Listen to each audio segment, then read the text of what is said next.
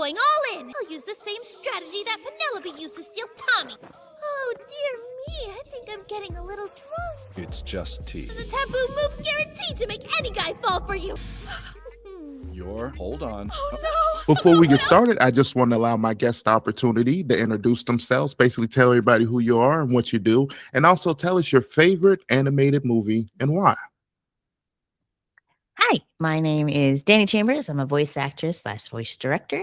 And my favorite animated movie is The Prince of Egypt by DreamWorks because I absolutely love the animation and I love the story of Moses. And I think the way everything was beautifully well done and hand drawn by humans was awesome. And I think it just goes to showcase a lot of human creativity. And it's so wonderfully made. I want to say that's an underrated classic because I feel like I don't hear so many people talk about it, but it's an amazing movie. I know exactly. But then I hate to say that, and then they'd be like, that movie is like highly paid, like it's so much, it made so much money, and Yeah. I'm saying it's Yeah. it was a great movie. I just don't hear a lot of people talk about it.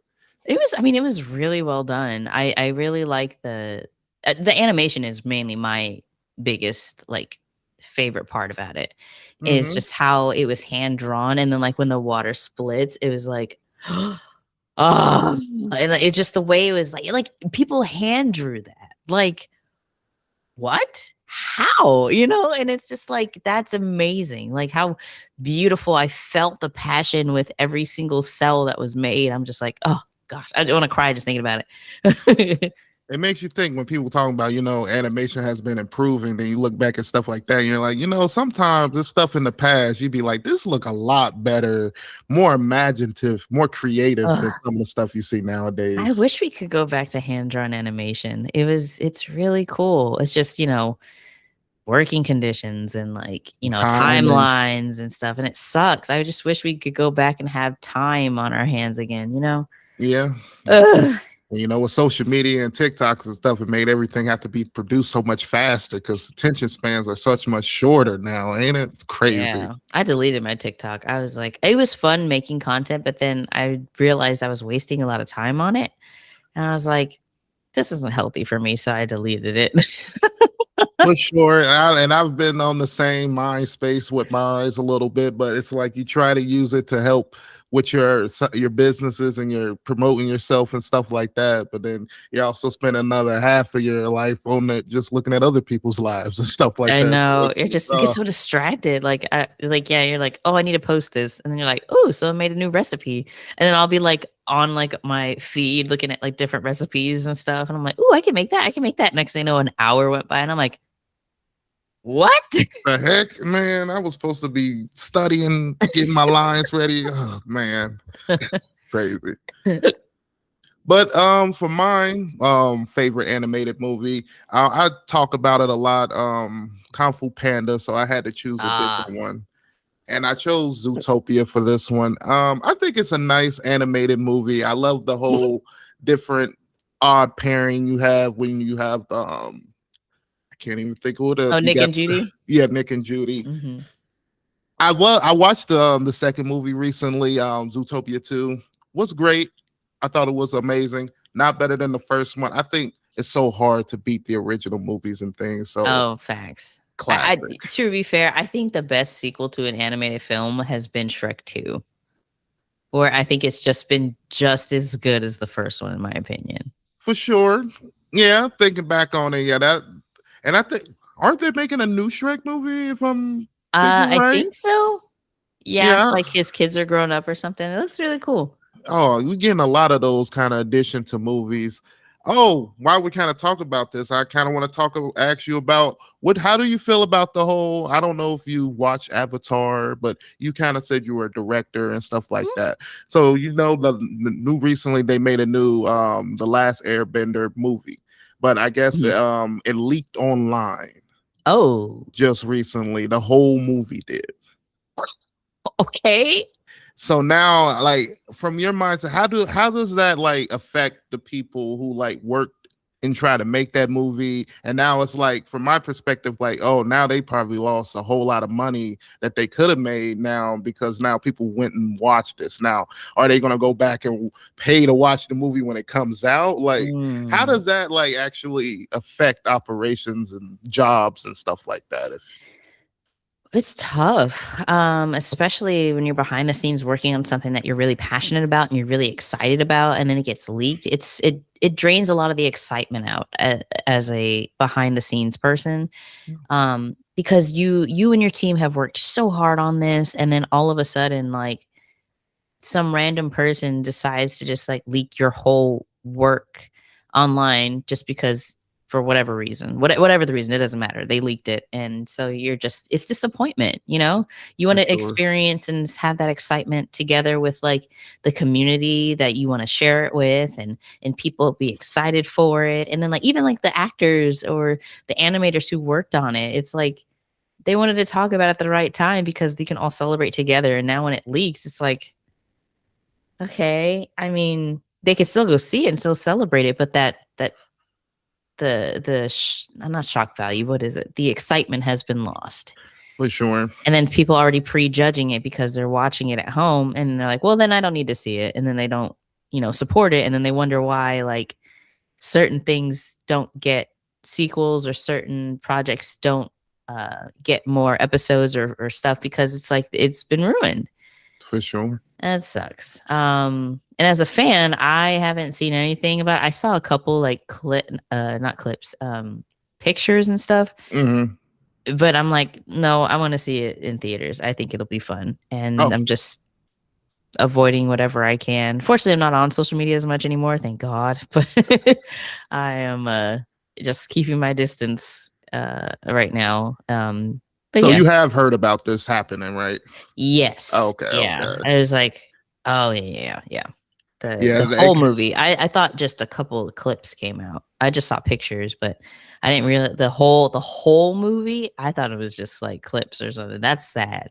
That's horrible. I haven't watched it myself yet. I'm like, I really want to wait until it comes into the theaters to kind of watch it. But that's when I learned that I guess it's not coming into theaters. It's going to Paramount or something. And that was kind of like some people's justifications for watching it. And I'm like, man, it's still, I can wait to watch it. If I can wait to watch some of the animes that I've been wanting to watch, I can wait, man. I mean, back then we didn't have simuldubs.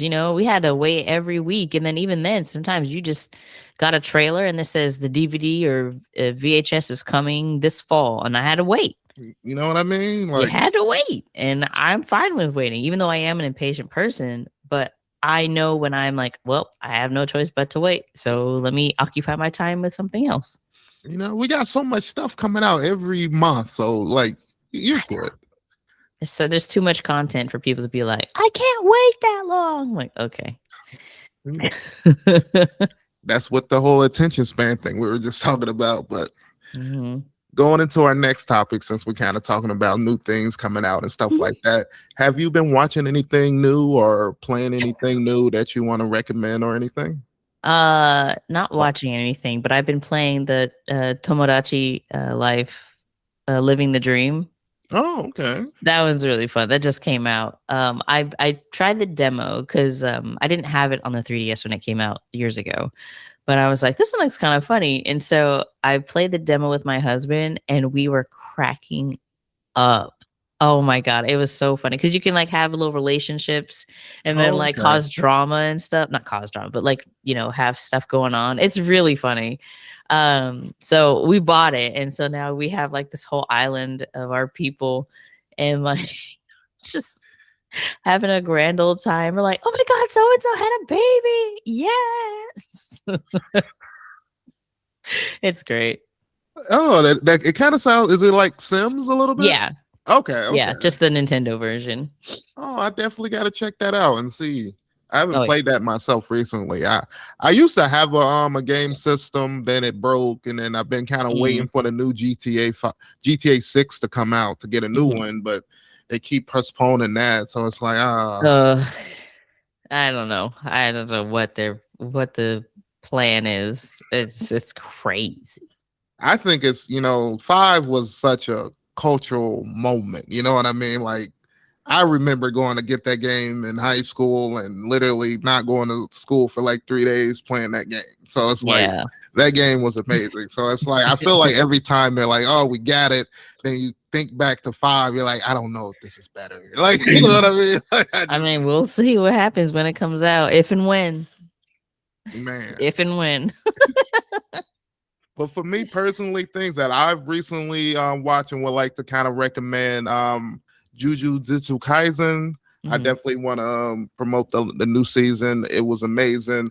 I had took off a little break from like watching it because I think after the second season, I didn't watch the third season, but I jumped into the new season, and man, it's amazing. I had to go back and rewatch the third season just to know what was going on technically, but it's phenomenal. Nice. From other thing I want to recommend, the new Fate Stay. Oh, it was great. I want to give you your props in it. I didn't even realize you were in it until I was doing more research, and you were great in it. My favorite alteration of the Fate Stay is actually Apothecra. It's the one, I think 2 versions before this version, but I loved it. It was amazing. It was intense, man. Woo, man. Well, what do you feel like that was different than any other roles that you ever did, or? No, not really. I mean, we didn't see a lot of her that this season, so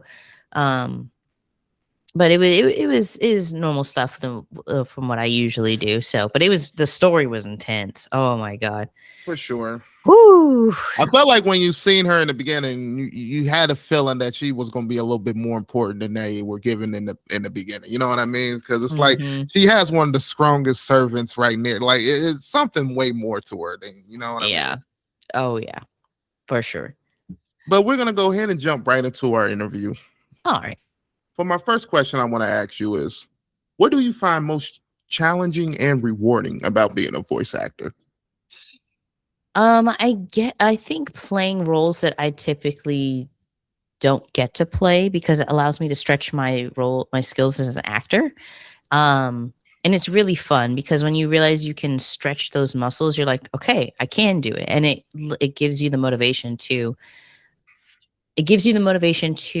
push yourself and try to go for even more of those types of characters.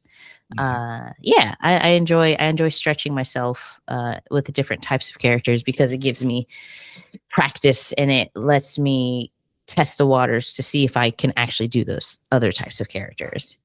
For sure. I always saw that from like me. I like one of those people who know, like, you know, your life is kind of limited, so you're not going to be able to experience everything. So I kind of like seeing stories and hearing other people's stories and kind of being able to live their story through hearing them tell me their story type of thing. Kind of having that experience. So I feel like that's a cool thing that you kind of get to do with voice acting type of thing. Oh yeah, it's great.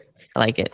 So what would you say is the most challenging about it? Like, when you're trying to figure out how to do it, like when you have a new character that you're not really used to doing, and then you go for it, and then it's like having to push yourself in the direction, especially when the director's giving you direction to go a certain way and you're having a trouble getting there. That can be the challenge because it's like you're trying to do the best you can. You don't want to mess it up, but when you're not hitting the marks that you need to, it can become incredibly frustrating. But that's why you work together with your team in the booth to create the best possible outcome for your character. Since, like, I think earlier you said you also were a director. So have you ever had a moment where you thought, okay, this is a voice I think should go for this character, but the person who's actually directing and it's like, I don't think that should be, I think we should go in a different direction. That happens a few times. Yeah. It'd be like that. Okay. So how do you kind of like work that out, or like what is that type of like creative issue? I just for me in the director's chair, I try to discuss with my actor like what is their vision for this character. Okay. If I'm not given already information about the character we're working on, sometimes we already have directions about the characters when we're working. But if we don't, I usually like, hey, well, how do you see this character? Okay, given like this and that. And then we'll kind of work together to create that voice, or we base it off on their audition and just work off of that. because it's all about just getting them excited for the character, whether they're good or bad. And that I think that gives them excitement to push themselves to give the best performance for the character. Okay, so how much of like the Japanese version is a blueprint? Like, are you trying to match that 100%, or are you trying to make your own version type of thing? Well, depending on the director, I do try to stick to the Japanese as much as I can. Okay. Sometimes we can't get it like 100%, but their intent, I always try to make sure we match the intent. Okay. Because So, we like, never want to misconstrue. Yeah, we never want to misconstrue what they're doing, because I feel like that's, I wouldn't say it's being dishonest, but we don't want to give a different interpretation from what the story is telling, because, you know, we would hate something to just be misconstrued differently. For sure. And, you know, drama happens. We don't want that to happen. So I try to make sure we have the same intonation as the Japanese, because they're amazing. Oh my gosh. And I want to make sure we do them justice, you know, but also give our own performance and our own spin of how we do it. Because, you know, I believe actors are amazing. They can do they can do anything, whether you're Japanese, English, American, whatever have you. So, yeah. For sure. For my next question is, one of the main reasons I wanted to bring you on was to kind of talk about your experience working in Spy X Family, where you play Becky Blackbell. How do you feel about that character and her relationship with Anya? And do you have any favorite moments from the anime? I love Becky. I appreciate how she is very she is like the rich friend who's not a mean girl. For sure. But she just doesn't understand how regular people work, because she's been spoiled her whole life, but she doesn't treat other people like peasants, if that makes sense. Yeah. So I like that about her. And her meeting Anya, she's learning about that kind of lifestyle. But even though Anya's not poor, she's comfortable. And Becky's always comfortable, but like rich comfortable. And so she's learning from Anya kind of like how to be a bit more humble, I guess, for lack of a better word. Be more realistic type of thing. Yeah, that's the word. Realistic. And I think their relationship is very wholesome and sweet. And I love the fact that they are best friends. And I think my favorite moment is when she takes her to go shopping and she asks Anya, "Hey, what do you want from the mall that I closed down today so we can go shopping?" And she gets her that sheep. Do I have it? Yeah. She gets her this little sheep charm. A fan gave me this and I was like, "Oh my God, it's so cute." This little sheep charm. And she's like, "Out of everything in this mall, you want this charm?" And she gets 2 of them so they can share. And I was like, that's real friendship right there. And it just shows that, like, how wholesome she is, and how she actually knows that Becky just needs a real friend. And I think their relationship's very, very sweet. And it's one of those things that kind of show her that, you know, she's not just in it just because you can buy her things. You know what I mean? Like, right. Absolutely. And one of my favorite moments between them will have to be that this new season, because they were, if I'm describing the scene well, they were on the bus that had just got hijacked, and they're basically they're always together, so they're sitting next to each other, and they're basically coming up with this plan, trying to figure out how to let people know that the bus been kidnapped. And then you have Anya kind of writes this note, and then you see the note, and it's like, oh, you can't even read it. And then you have what's her name write the note, and it throws out. I just love the comedy together. It's amazing. They're great. It's so funny. So how did you get the role? And like, so when it was originally coming out, they had auditions for it. I really wanted to be Anya, because I voice a lot of little girls. And when it came out and then I didn't get it, I was like, oh, okay, well, I figured I was never going to be in it. And then I got a email then I think a couple weeks later when it was airing, and it says, "Would you like to be the role for Becky?" I was like, "Oh my God, yeah, absolutely." So they used my audition for Anya for Becky, and it's all thanks to Chris George for casting me for her. And I was so excited. when So I did you walked change the in. voices at all, or is that actually the same Oh voice yeah, you use? Oh, okay, definitely. Yeah, okay. Chris gave me really good direction. He's like, so she's a rich girl, but she's not mean. So we still want to have that, pompous, like my dad is so cool kind of vibe, but also still trying to be likable. Okay, okay. And so he worked with me, and that's how we ended up getting Becky. It's amazing. That's amazing. Do you think there's any misconceptions about voice acting? Oh, plenty. A lot of people think that we make bucos of money. We don't. Or that like you go to conventions and you make billions of dollars and da da da da da. We don't. Or that we get to pick our characters we play. We don't. There's a lot of stuff. Like Okay. people think that we get to like we have to audition. So we have to work for work that pays. And so it's like you have to do the work to show that you can do the work. And it's hard. A lot of people realize they could just come in here and be like, I want to voice act, and they just get in. No, that's not how that works. It's I wish it was that easy, but then everybody would be voice acting, which would be cool, but that'd be a lot. But they don't realize how hard dubbing is. I think that's the biggest misconception, because people will complain, well, the dub doesn't do this, the dub doesn't do that. That's fine. They have that opinion. They have that right. But they don't realize how hard it is. And so like you have to still have the right inflection, have the right emotion, have the same voice tone for everything, and then you have to match flaps. So your brain is trying to do like 4 or 5 different things at once in a short amount of time.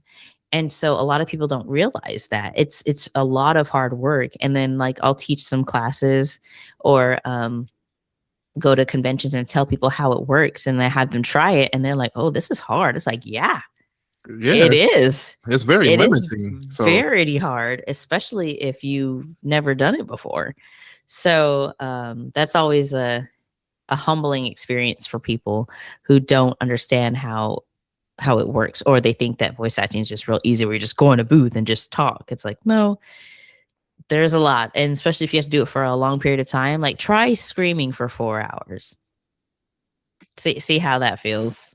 Yeah, and imagine someone like cut and then you have to get right back where you was just like, that's I can imagine that. That's horrible. Oh yeah, that's the hard part, especially like if you're having a really emotional scene and you want to keep that, but then you're like, oh God, and then they're like, all right, cool, we're gonna go back do it again. Okay.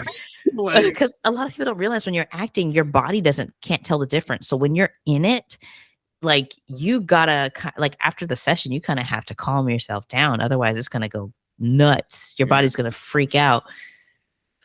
Going through all that trauma and stuff, you got to kind of put your mind into just to kind of deliver those scenes. Because that kind of brings me to a question that I usually ask people, and that's basically, what emotion do you find hard to portray? Oof. Emotion hard to portray probably is insanity for me personally, because I mean I can do it, but it also depends on what type of insanity. Because sometimes you can have like the like the insane laughter or the breakdown crying. Like it could be a number of things. So it depends on the insanity, because sometimes it could be big or small or what have you. That's why I rely heavily on the director to give me that context to make the right acting choice. Or sometimes I'll make the choice and then they'll guide me to where exactly they want it. And I think that's the fun part. But doing like insanity reads or insane characters when they like lose it, I think those are I think the most difficult for me at this time. But like I said, it usually works well with a good director to get the right read, I think.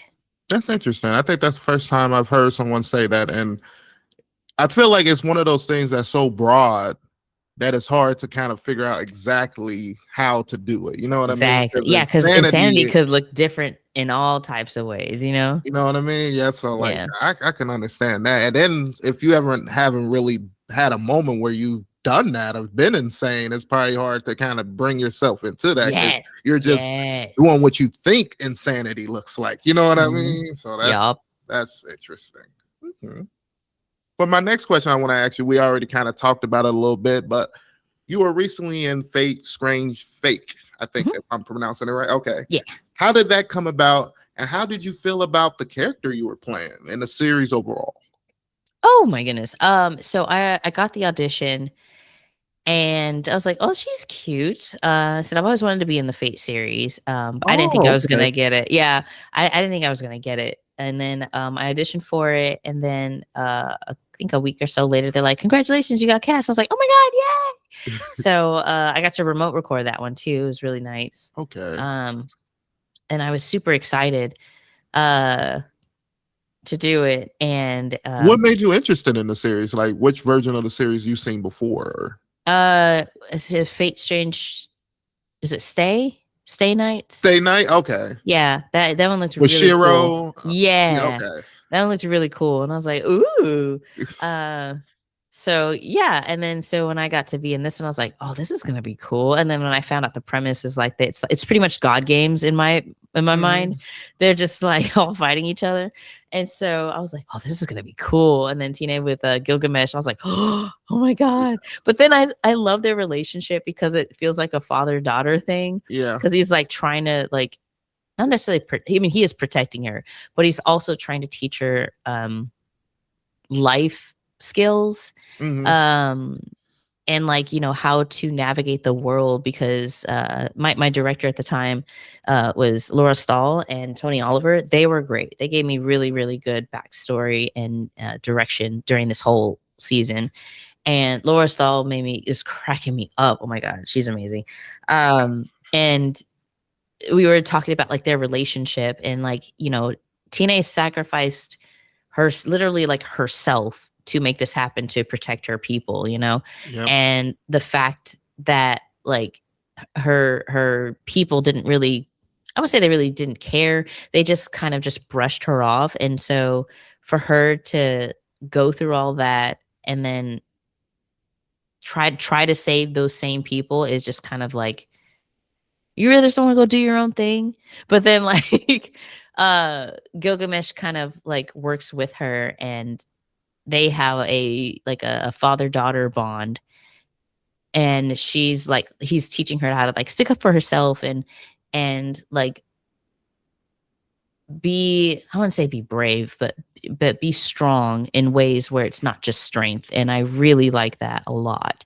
So it was really cool to experience that with as much time as we got with her and Gilgamesh. So I just hope, you know, if there's ever another season, we get to see more of it. But I don't know, who knows? For sure. And then I feel like this is the only time you kind of seen Gilgamesh kind of be kind of a little bit more soft-hearted, because usually he's doing his own thing, has his own plan type of thing, but you kind of see him with her a lot more, and I just like that. It's pretty cool.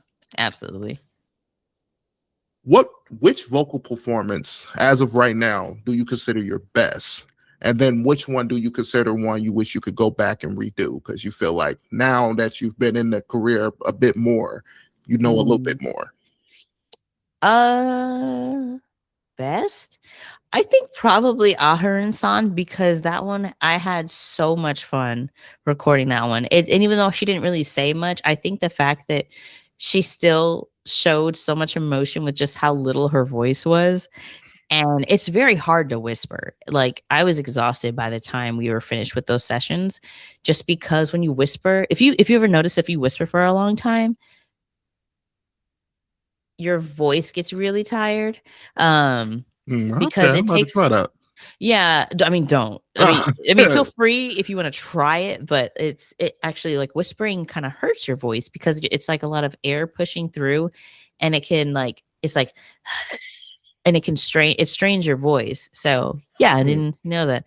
You learn something new every day. Yes. So yeah, it was really fun, and I enjoyed that performance too. And we'd done season 2 as well and finished it, and it was so cute.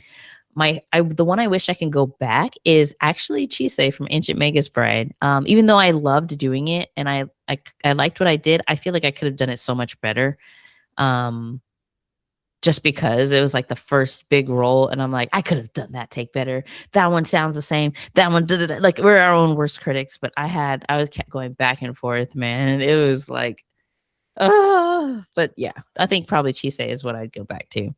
For sure. They say we're all our worst critics. You know, we always see something we think, because I feel like in our minds we have a version of something, we hear something and we think that's what we're producing. Like that's what we think we can, and it's just not computing the way we want it to, type of thing.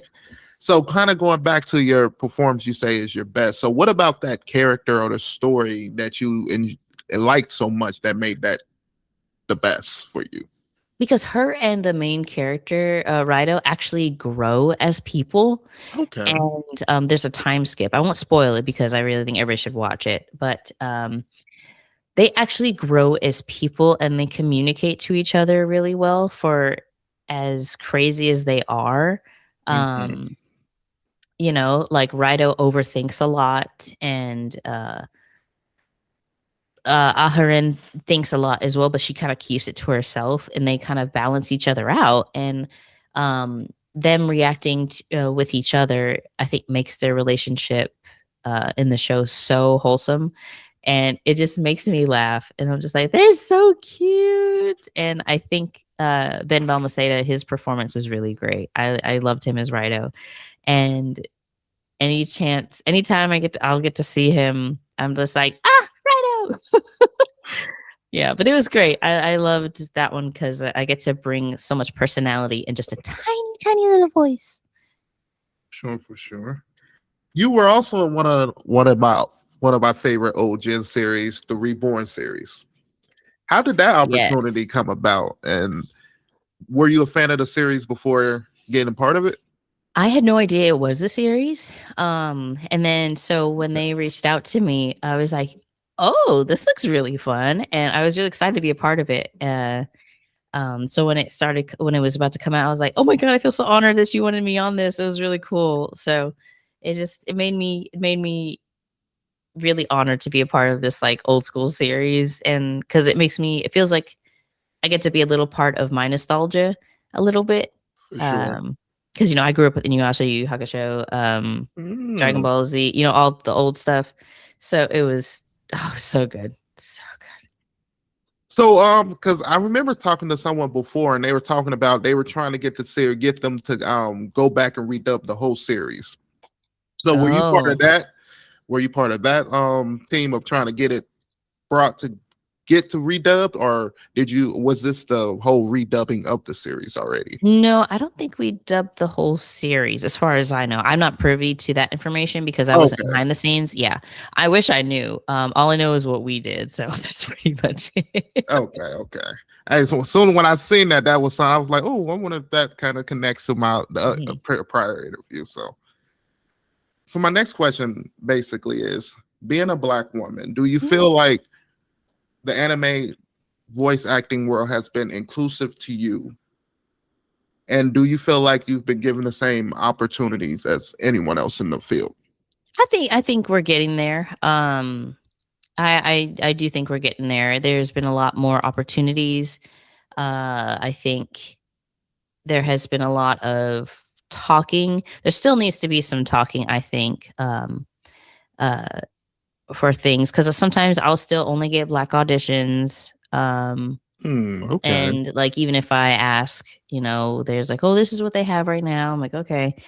And so it's just like, we just want to change. All you want to do is just change that stigma. Just just more opportunities for us to read for other characters rather than just what we look like. Okay. So you feel like you're kind of typecast a little bit? Oh, I mean, a little bit. It wasn't as bad as before. Okay. But you know, like people are still changing, people are still having conversations, and so all we can do at this time is just like, hey, remind them and show them like, hey, we're more than just, you know, what we look like. We can do other things too. We all don't sound the same, and you know, that kind of stuff. But I see improvements, but I'm hoping they still keep on making some changes and creating more opportunities for everyone. So that's all I can hope for right now. All I gotta do is keep doing my thing, have those conversations, and open people's eyes. For sure. I don't want to make this all about like you being a black woman, but that was one of the main reasons I kind of wanted to bring you on, because I haven't had a lot of black women on that are in anime. So I kind of wanted to show a lot of other people that, you know, anybody can kind of do this type of thing. Yeah, for sure. Thank you. For my next question, I want to ask you basically, is there anyone you want to shout out for being a good support system for you over the years that has helped you get to where you're at, and why having a support system is good? Oh yeah. I mean, I'm very fortunate to have a support system. The support system I have. My husband is very supportive of me. He's always shooting for me to book characters that I don't normally would. He's like, "You could do it. Go for it. Why not?" I'm like, "Okay." He helps me with my auditions. He's wonderful. I love him so much. My family, even though most of my family doesn't understand what I do or get the whole anime stuff, they're like, "Oh, well, you go and get it." Like my mom, my aunt, they came to a convention I went to one time, and I was prepping them because they've never been. So I'm like, okay, look, when you go here, you're gonna see a lot of costumes. You're gonna see a lot of people dressed up as characters with crazy hair and all that jazz. I promise you, we're cool. No one's crazy. Just enjoy yourself. Look at the art. And she was like, okay, but she wasn't really worried or anything like that. She just was there to support me. And she came by my table and was talking to me. And she's like, I saw this thing over here. It looked like your character. And I was like, oh, you did. Yay. So she's there. My family is very, very supportive. My dad, my mom, my aunt, like they're really great. And I have really awesome friends too, who tell me the truth and help me whenever I'm feeling down. You know, sometimes, you know, when you don't book like a role that you really wanted, you know, I just let just them know, and I'm just like, I'm just sad, and they're like, okay, you can be sad, but get up after a day or two and get back to work. I'm like, okay. So I'm really fortunate to have the support system that I have, and I think everybody should have that. For sure. Yeah. Was your mom shocked to see like how popular you were? Like people coming up to you and like, "Oh my god, your character!" No, and stuff like. Not really. But she didn't realize how it worked, because sometimes she'd be talking to me and then people will come up. She's like, "Oh, do I need to?" I'm like, "Mom, just stay right here. It's okay. So you could just stay. You could just come behind the table. I don't want to do that. Okay, that's fine. Then I'll come get you in just a sec." She's like, "Okay." So. For sure, that's so amazing, especially doing something where you can kind of take your family out and kind of show them what you're doing and stuff like that. They'd be like, "Dang, that came from you." Because I'll be honest with you, your Becky voice, I would not picture you as the voice. Like if I didn't know that you did that, that is amazing to me. I always think it's cool to know like people can create voices like that, and like that comes out of a person. Like that's not AI. You know what I mean? Oh, dude, same. I'll be like, "That's so and so," like all the time. I'm like, dang, how in the world does that come out of you? It's crazy. Since I brought up AI, how do you feel about AI in voice acting? I don't like it because obviously it takes away our jobs. It's not needed, honestly. Because it's like it just pulls emotion. It can't give you the emotion you need. And so, yeah, it can mimic, it can sound great, but it won't have the heart that people want. For example, that banana fish AI dub that came out on Amazon recently. What the heck was that? That sounded so horrible. Like it was so bad. Like it's like, yeah, AI can keep getting better, but it can't create anything. For sure. So what happens when it runs out of all the takes? That happens, you know, like what happens when it runs out of material to steal from? And it has nothing to kind of use to base it off of. Exactly. So it's like, what is the point? I don't like AI in the creative field. If you want to use, if AI is for like managing and like keeping track of stuff, sure, yeah, or whatever. But like this, it's so unnecessary. It's so unnecessary. To me it just feels like a cheap way just to not pay real humans, and then they regret later that, oh, this was a bad idea, and then it's like now you may have to end up paying more because you just broke your trust with the people that you were working with. So it just feels like a shot in the foot, in my opinion. And I think it is coming, but I don't think it's going to last very long.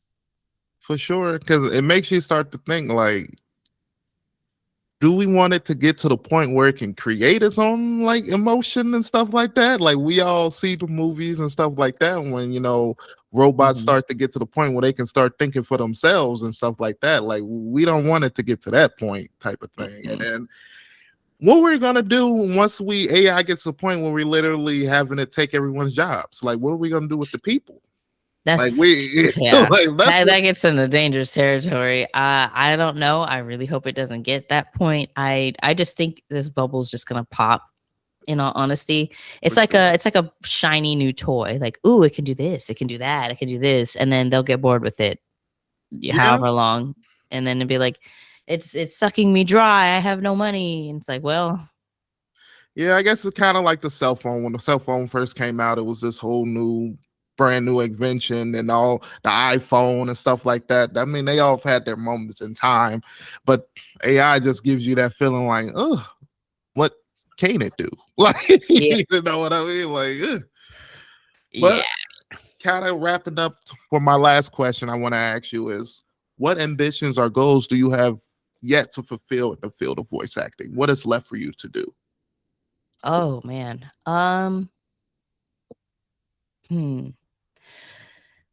I would love to voice in a Zelda game. Okay. But like not, I mean, I know they don't have a lot of voice, well, besides Breath of the Wild and all that jazz, but I would love to be like one of those voices where they're like, hello, okay, like that whenever, you talk to them or something. Like I don't need a whole giant cut scene or whatever. I just would like to be in it. Yeah, to be in it, just to say I'm in it. It's just really cool, and I you played a lot of Zelda games as a kid? Yeah, no, I mean not a lot of them. Wind Waker's my favorite, but I think it would be really cool just to be able to have a have something that people say, like like that kind of thing. I just love to do something like that, just to have that. For sure. Anything else, like main character, want to be in a Pixar movie? Like, what's left? What more do you want to do? I don't know. Like, I feel very happy with what I've done. Oh, okay. I mean, I'm happy with what I've done so far, and I would love to keep on going. I don't know. It's hard because we always want more, especially as actors, well, like humans. For sure. Sure. It's like we have the one thing, like we accomplished that goal. All right, now I want the next big thing. And I don't want to feel unsatisfied with what I've done.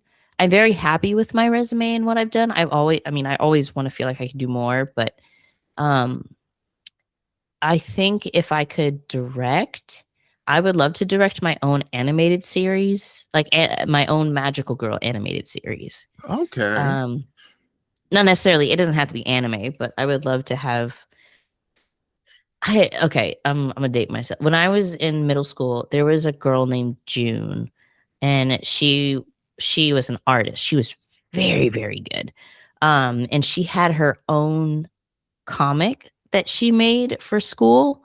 Wow. And like we tried to put it in like the school paper. I don't think it worked out, but she was really good. And it was called Gem Sisters or the Gem Girls or something. I don't know. But there was like different powers they had depending on their gems. And it was really cool. And I was like, oh my God, it's like Sailor Moon. Da, da, da, da. And wow, I really wanted, yeah, like she was great. Like, and it was really cute. And I was like, that's like they used the gems as to power themselves up. And I was like, that's so clever. And that story stuck with me to this day. And I wish she turned it into a real thing. I don't know if I could look her up, but like I really wish she would turn it into a thing if she hasn't already, or if she just moved on to bigger and better things. That's great. I just hope she stuck with it because she was really good. She was really talented. And I think if she ever made that into a series, I would be like, please let me direct it. Would you want to voice a character too? Or no, I want to direct it. I just want to direct it. So are you getting more to the point where you want to direct more than actually voice, or? I don't know, maybe. It feels like it. Because my voice has changed, so I can't do, at least right now, I can't do what I used to do. But I enjoy directing. I like working with the actor, having that moment with them where, it clicks and we're like, oh yeah, try that. And so we'll do it and we get excited. Like I helped assistant direct Hell's Paradise and Sentence to Be a Oh, Hero last season. And this is just recent season. yeah. Oh, amazing. So Phil Parsons plays not Gabimaru. What's his name? Oh my god.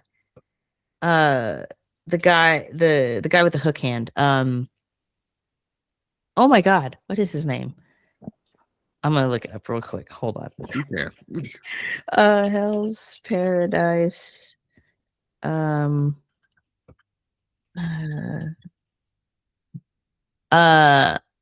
Sai. There it is. Gontetsu Sai. Phil Parsons plays him, and at the end of I think episode 20 or 21, he spoilers. If you don't want to hear this, to close out or mute. At the end of the episode, in order to see the Tan, he plucks his own eye out so he can get rid of all the senses and feel the Tan so he can actually dodge the enemy's attacks. Mhm. And so when he does that, he's like, I can see. And then he yells at the very end, oh yeah, we're really getting somewhere now. And I was so excited that he did that line. And so we did it a couple times. And when he did it the first time, I was like, okay, cool. I love that. Give me another one, but I want you to, it's the end of the episode. I want you to get them hyped to make sure they watch this next episode. Like, I want them to be so mad that the next episode's not ready yet. And was that an ad lib? Did he ad lib that line or no, that was the actual line. Oh, but okay. I wanted him to like give it even more punch than he already did. And so I was like, I want you to be so desperate for this enemy's defeat that nothing else matters. And he got that read and I was like, oh, this is so good. It was so good. I was like, yes, Phil, yes. So I was like so ready for him. It was so great. I had so much fun with that. And I just love moments like that. And that I think that's what fulfills me is seeing other people get excited about the content and the creativity that they're putting out. It makes me so happy. Okay. Sound like you're in your transitional period. You're getting yeah, it feels like I still love acting. I'll act any time of the day. But I don't know. I feel called to do the directing, man. It's great. Seems like it gives you a little bit more jobs to do than just voice acting. You get to hire all the talent, get the structure out, the whole sets and stuff like that. So it's great. I love it. Well, is there anything else you want to discuss before we wrap up or anything? No, I'm good. This has been great. I appreciate you having me on. Sure. It's been nice talking to you. Yeah, you too. Thank you. And with that, we end today's episode. I want to thank my guests for coming on and chatting it up with me. I had a lot of fun and learned so much more about the industry of voice acting, and hopefully you listeners did too. Before we close out, I just want to allow my guests the opportunity to plug themselves, basically tell everybody where they can find you. Yeah, you could find me everywhere at Skinny Mini. That's SKINIMINI 07. Forgot about that part, but yeah. Thank you so much. Do you have any con visits coming up recently or anything you want to shout out before we? Yes. Let me pull up my calendar because I don't remember what. Hopefully in Cincinnati, Ohio. No one. Look, if you want me, you guys got to request them. It's vampire rules. We have to be invited somewhere. Let's see. I know in in September I'm going to Nandesukan in Colorado. So if people want me to go there, I think am I going there? Yes. So if you want to see me there, come see me. I'll be there. Thank you. Sure. I have all her links and stuff below. So if you guys want to reach out and see if she got any cons coming near you, you can go ahead and look that up. Or if you just want to message her and tell her how she is in Spy Family, all that will be below. And with that, I just want to say peace. Yeah.